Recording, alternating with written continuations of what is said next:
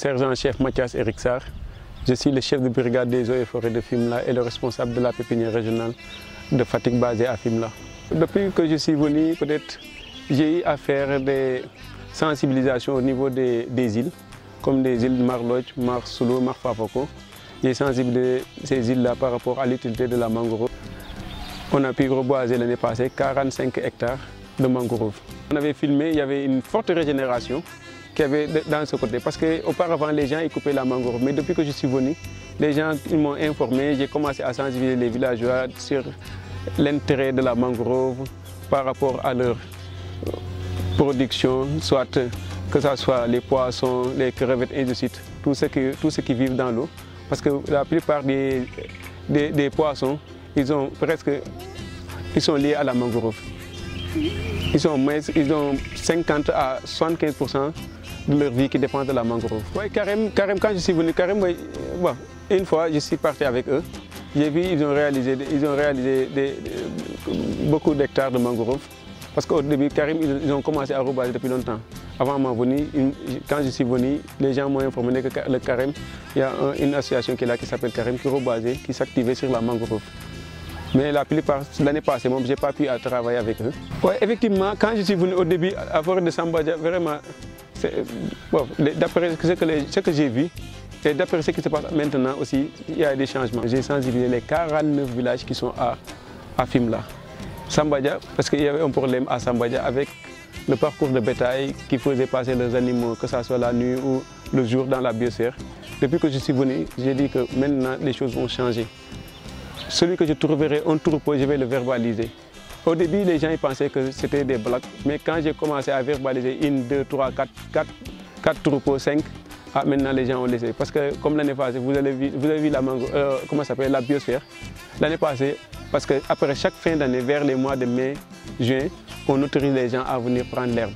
Mais l'année passée, on a eu 350 charrettes qui sont venues prendre l'herbe dans la biosphère. Ils sont venus de partout dans la zone. Même d'autres qui ne font même pas partie de l'arrondissement.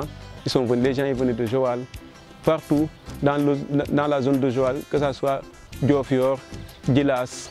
Les gens venaient chercher de l'herbe ici parce qu'il n'y avait plus d'herbe dans la zone. Le reboisement qu'on a fait à Mar Lodj, à Mar Fafako, c'est les femmes qui l'ont fait. C'est les groupements de femmes qui ont fait ce reboisement-là dans la zone de Mar Lodj et dans la zone de Mar Fafako. Et aussi, là, il y avait une collaboration avec les femmes. Maintenant, vous avez vu la zone là, on les avait octroyé 1 hectare, ils faisaient leur maraîchage ici. Et en contrepartie, ils nous remplissaient les gaines, ils remplissaient les gaines. Elles ont cessé de venir à cause de l'eau, parce qu'il y a un manque d'eau dans la zone. Un manque crucial d'eau. Même nous, de temps en temps, on va arroser, mais ça pose beaucoup de problèmes. Voir des zones de reboisement pour la mangrove. Là où on était, on avait vu qu'il y avait beaucoup d'huîtres. Il y avait beaucoup d'huîtres. Moi, j'avais même envie de rester là-bas et d'enlever les huîtres parce qu'il y avait tellement d'huîtres. Parce qu'auparavant, d'après les femmes, ils me disaient que les gens ils venaient couper les racines. Mais maintenant, depuis que les gens sont sensibilisés, maintenant ils savent que ça c'est une mauvaise pratique qui tue les mangroves.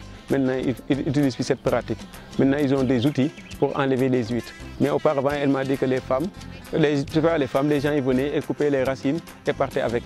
Mais désormais, maintenant, ils ne font plus ça. Ils viennent avec leur matériel enlever les huîtres facilement. Ça, c'est le tamaris afila. C'est destiné vers la zone de Djilas. C'est pour la récupération des sols salés. Vous avez vu, on l'a fait, c'est des boutires qu'on fait. C'est facile, c'est des boutires. On a fait des boutires. Tout ça que vous voyez là, c'est le tamaris. C'est destiné à la zone de l'Oulsesen, là où il y a les sels. C'est pour la récupération des terres salées. Parce que c'est une espèce très résistante et qui peut lutter contre les sels. Comme le Sénégal, vous avez vu, au Sénégal, on a le tamaris sénégalensis, comme les gens appellent Bourndo. Ça aussi, c'est le tamaris afila, c'est la même famille. C'est la même famille que le tamaris sénégalensis. Il y a aussi d'autres qui sont de l'autre côté. Il y a aussi les eucalyptus, les niaouli aussi. Les niaouli aussi, ils sont résistants par rapport au sel. Tout ça, c'est des espèces qu'on utilise ici parce que quand vous voyez la zone là, tout l'arrondissement, presque, on a un problème de salinité. Et aussi pour lutter contre la salinité, il faut amener des espèces adaptées à la salinité. C'est pourquoi les gens là, avec un docteur qui s'appelle docteur Maudoussen, ils veulent récupérer 2 zones à l'autre, une zone à Dak et une zone à Ndof. Là, c'est destiné à ces deux villages d'Andof et Dak pour la récupération des terres pour permettre aux femmes de pouvoir faire la riziculture. Parce que la riziculture, on va le faire tout juste entre les rizières et les tannes. c'est là-bas qu'on le fera, tout juste après les rizières, pour au moins bloquer les tonnes pour qu'ils n'atteignent pas les rizières.